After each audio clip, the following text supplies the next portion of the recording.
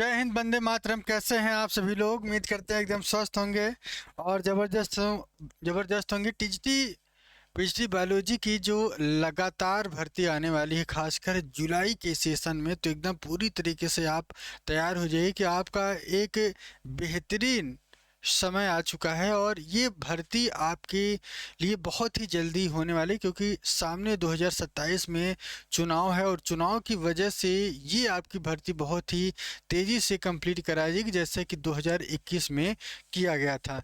तो प्यारे बच्चों, 2026 का जो नया क्लास है हम स्टार्ट कर रहे हैं, बायोलॉजी का संपूर्ण तैयारी करेंगे। और सिलेक्शन के प्रोसेस की अगर हम बात करें तो आप 100% होगी। क्यों? क्योंकि यहाँ पे जो क्लास जो चलेगी वो रेगुलर इस बेस को बनाकर चलेगी कि जो भी हम पढ़ाएंगे आपके लिए बेस्ट कंटेंट के साथ साथ और एक्सप्लेनेशन के साथ साथ हम आपको देते चलेंगे, और सब कुछ आपको नोट्स आपको प्रॉपर जो क्लास चलेगी उसका बराबर आपको जो है मैटर भी मिलता रहेगा, पीपीटी भी मिलती रहेगी, पीडीएफ नोट सारे आपके मिलते रहेंगे और सब कुछ आपको यूट्यूब के माध्यम से आपको दिया जाएगा। यूट्यूब एक ऐसा माध्यम जो जहाँ पे क्लास तो साथ साथ होगी है और यहाँ पे एग्ज़ाम ओरिएंटेड प्रिपरेशन होगा, कंप्लीट सिलेबस की गारंटी होगी और सिलेक्शन की क्या स्ट्रेटजी होनी चाहिए, कैसे तैयारी हमको करना है, वो क्या तरीका है जिससे हम और बेहतर कर पाएँ, या जिस वजह से आपका सिलेक्शन नहीं हो पाया है और उसको हम और बेहतर कैसे कर सकते हैं, क्या वो प्लान है, किस तरीके से। तो इसी पे आज हम आपसे डिटेल में चर्चा करेंगे। सबसे खास बात कि आपको शॉर्ट तरीके से पढ़ते हैं वो नहीं पढ़ना है, एक प्रॉपर नोट्स नहीं पढ़ना है। आपके पास जो बुक हो, जैसे कोतवाल की बुक वर्टिब्रेट और नॉन वर्टिब्रेट, आप उसको लेके चलते रहिए। और ह्यूमन फिजियोलॉजी की बात करें, ह्यूमन फिजियोलॉजी एक ऐसा टॉपिक है जो आपकी आर के पिल्लई से भी अगर पढ़ लेंगे तो भी आपको क्वेश्चन वहाँ से डिस्टर्ब नहीं होने वाला है। बाकी इकोलॉजी की और इकोलॉजी के साथ साथ जेनेटिक्स से जो क्वेश्चंस हैं वो भी आपको टच करते हुए चलना है, जहाँ की अभी तक जो पीजीटी का एग्ज़ाम हुआ है, इकोलॉजी से क्वेश्चन बहुत ज़्यादा थे और ऐसे क्वेश्चन देखने को मिले जो बहुत ही ज़्यादा एआई ओरिएंटेड थे। ऐसा लगा कि कोई ह्यूमन ने नहीं क्वेश्चन बनाया है, ये ऐसे क्वेश्चन है जो कंप्यूटराइज किया गया था। ऐसा क्वेश्चन तो जो पढ़ने में लगभग 2 घंटे नहीं बल्कि अगर 4 घंटा भी मिल जाता तब भी उसको पढ़ना मुश्किल था। तो आपको ये ध्यान रखना है कि उस तरीके के क्वेश्चन को भी टच करना है। वो क्वेश्चन पूछे कहाँ जाता है, नेट के एग्ज़ाम में पूछे जाते हैं, यूजीसी के नेट के एग्ज़ाम में पूछे जाते हैं, तो उसको भी आपको लेके चलना है।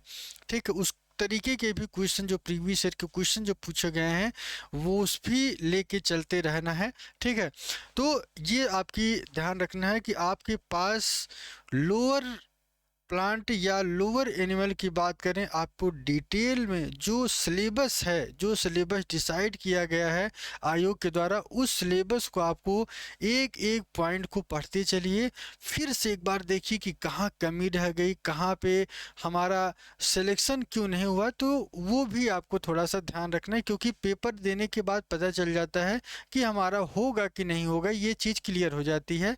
कोई कितना भी कहे कि हमने इतना किया, लेकिन उससे कोई मतलब होता नहीं है।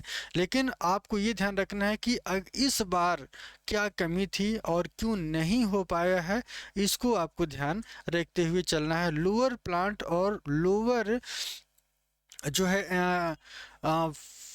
एनिमल या फाइलम की अगर हम बात करें, किंगडम की बात करें, तो आपको डिटेल में इसको पढ़ते हुए आगे की तरफ बढ़ना है। आपका जो सिलेबस है उसी को लेके चलना है। और बुक के साथ साथ जैसे कि जूलॉजी में आपको कोतवाल की वर्टिब्रेट और इनवर्टिब्रेट आपको पढ़नी ही है। और लोअर प्लांट की अगर हम बात करें, आपको बैक्टीरिया, एल्गी, फंजाई, ब्रायोटेडो, जिम्नो तक आपको सिंह पांडे जैन की बुक आती है। बॉटनी के लिए बहुत ही अच्छी बुक है, आप उसको लेके पढ़ना है।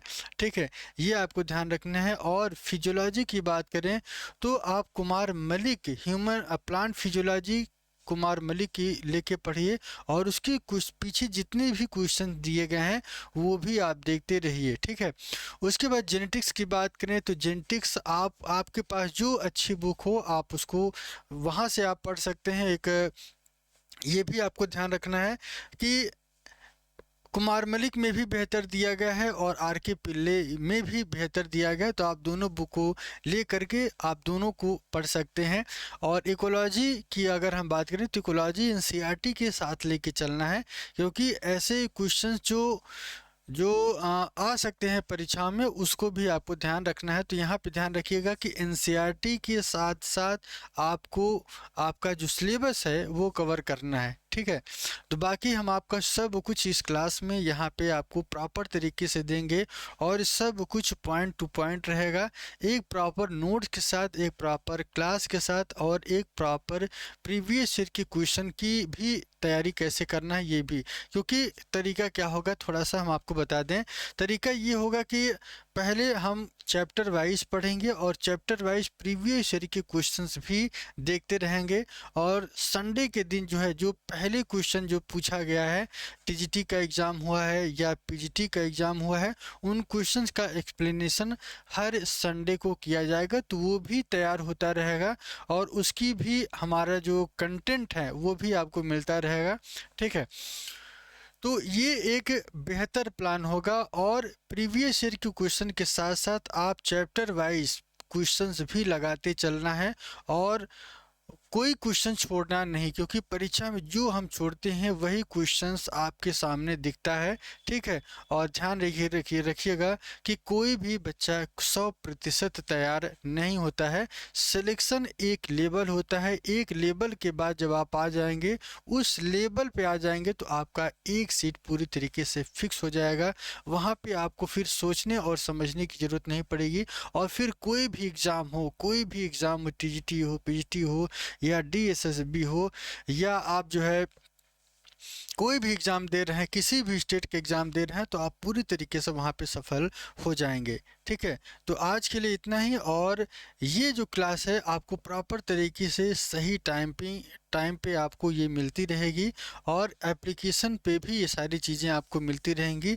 तो किसी बच्चे की यदि कोई भी कोर्स, यदि कोई भी क्लास यदि छूट रहा है तो आप वहाँ से अपना रिकवरी कर सकते हैं।